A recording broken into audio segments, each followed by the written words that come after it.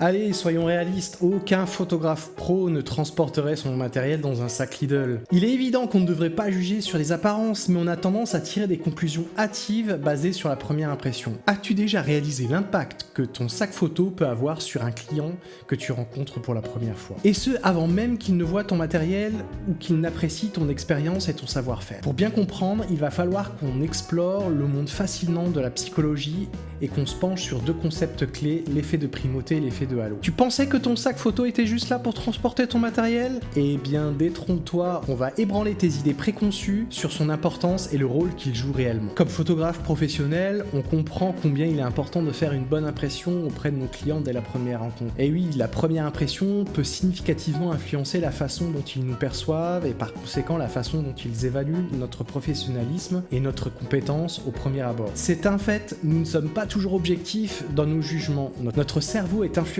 par différents biais cognitifs qui peuvent fausser notre perception et notre prise de décision. Deux de ces biais, l'effet de primauté et l'effet de halo, sont particulièrement pertinents lorsqu'il s'agit de l'image que nous projetons en tant que photographe professionnel. Dans cette vidéo, on va examiner en détail ces biais cognitifs, expliquer comment ils peuvent affecter notre image professionnelle et surtout souligner l'importance du choix du sac photo pour faire bonne impression auprès de nos clients. Prépare-toi à découvrir comment optimiser ton image en évitant les pièges des biais cognitifs. Après avoir visionné cette vidéo, tu ne verras plus jamais ton sac photo de la même manière. Commençons par l'effet de primauté. Il est important de comprendre ce concept pour tirer le meilleur parti de ta première impression, à l'information que nous recevons en premier lieu. Prenons l'exemple du film Pretty Woman. Dans ce film, le personnage de Vivian, interprété par Julia Roberts, est tout d'abord perçu comme une vulgaire prostituée, notamment lorsqu'elle rentre dans une boutique de luxe sur Rodeo Drive. Son apparence et sa tenue vestimentaire influencent immédiatement l'attitude des vendeuses à son égard. Malgré la transformation de Vivian plus tard dans le film, cette première impression reste gravée dans nos esprits. C'est exactement ce qui se passe lors de ta première rencontre avec un client. Que tu le veuilles ou non, la première chose que ton client voit, c'est toi et ton équipement. Donc si tu te présentes avec un sac photo de qualité, bien entretenu et organisé, que ton style vestimentaire est raccord avec l'événement que tu vas shooter, tu établis une première impression positive qui te place sur de bons rails pour la suite de la collaboration. Par ailleurs, il est essentiel de comprendre que l'effet de primauté ne se limite pas à ton sac photo et à ta tenue. Il englobe évidemment également ton attitude générale, ta ponctualité, ta manière de communiquer et bien entendu ton professionnalisme. Il est donc important de prêter attention à tous ces détails lors de ta première interaction. L'idée n'est pas d'arriver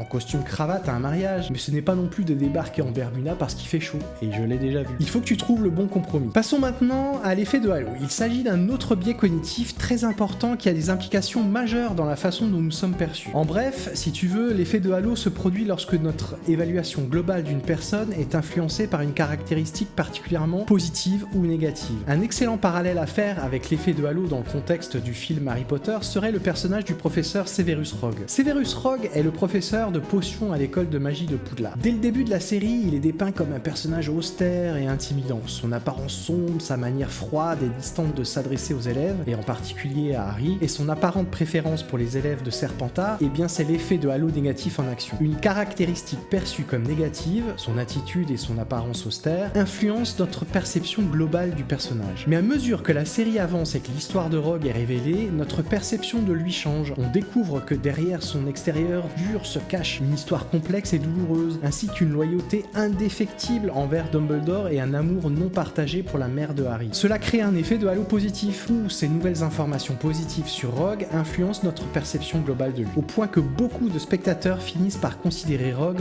comme l'un des personnages les plus courageux et les plus dévoués de la série. Dans le contexte de la photographie professionnelle, c'est un rappel puissant que la manière dont tu présentes non seulement ton matériel et ta tenue, mais aussi ton attitude et ta personnalité peut influencer considérablement la manière dont tes clients te perçoivent. Il est essentiel de projeter une image positive et professionnelle pour créer un effet de halo positif et laisser une impression durable. Attention, il est important de se rappeler que l'effet de halo ne peut pas compenser un manque réel de compétences ou de professionnalisme. Il s'agit d'un complément, pas de magie. Enfin, après avoir examiné à la fois l'effet de primauté et l'effet de halo, tu comprends maintenant pourquoi le choix d'un sac photo approprié et de qualité et une tenue adéquate est essentiel pour impressionner tes clients. Il ne s'agit pas simplement d'une question de style, mais aussi d'une question de perception et de confiance. Maintenant que tu as pris conscience de l'importance de ces deux biais cognitifs dans la construction de ton image, il est temps de passer à l'action. Regarde ta situation actuelle. Ton sac photo répond-il à tes besoins professionnels? Projette-t-il l'image que tu souhaites transmettre à tes clients? Est-ce que ton look est raccord avec les événements que tu vas shooter? Si la réponse est non, alors il est peut-être temps de de revoir tes options. Prends le temps de faire des recherches, de comparer les différents modèles et n'oublie pas de te dire compte à la fois de l'aspect pratique et de l'image que tu souhaites projeter. L'investissement en temps et en ressources en vaut la peine, je t'assure, parce que chaque détail compte quand il s'agit de construire une image professionnelle solide. N'oublie pas, ton sac photo n'est pas seulement un outil, c'est aussi une partie de toi, de ta marque personnelle. C'est la première chose que ton client voit et c'est donc une excellente occasion de faire une impression forte et durable. Et maintenant, j'ai une mission pour toi. Dans les commentaires ci-dessous, dis-moi quel sac photo tu utilises actuellement et pourquoi.